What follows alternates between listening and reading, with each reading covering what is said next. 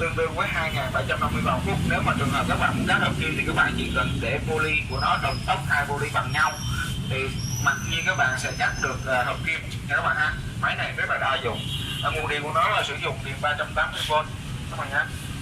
Rồi khi mà chuyển đổi sang cái bộ bàn cắt này thì nó chỉ còn là 2.750 vòng các bạn ha. Nó sẽ tăng số vòng lên để tốc độ nhanh để nó cắt sát được. Còn nếu các bạn cắt hợp kim thì các bạn chỉ cần thay đổi cái poly này thôi so với ngoài thị trường các bạn ha.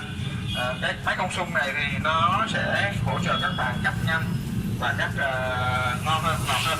Rồi bây giờ tôi sẽ demo thử cho các bạn. Rồi chúng ta sẽ bắt đầu bật điện lên, dùng nút on thôi. Máy này nó đơn giản. Rồi bắt đầu chúng ta sẽ cắt này.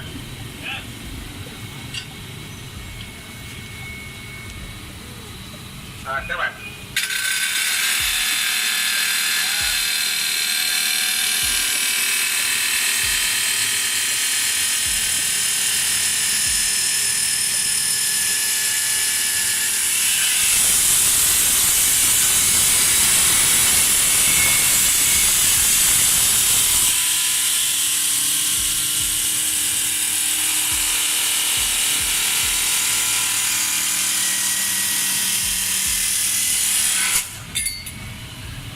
Đó.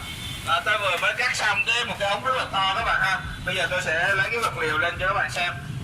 Đây, chúng ta đang sử dụng lưỡi cắt sắt nha các bạn. Tốc độ vòng tua của nó là 2.750 vòng.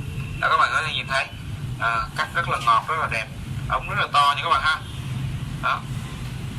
Rồi, tôi vừa mới giới thiệu xong cho các bạn về dòng máy cắt sắt Tongsun KSU16H 450 mm. Xin cảm ơn các bạn. Các bạn có thể kiến thức kênh của tôi, các bạn có thể nhấn subscribe để hỗ trợ tôi làm một số ngành giới thiệu mới. Xin cảm ơn và hẹn gặp lại.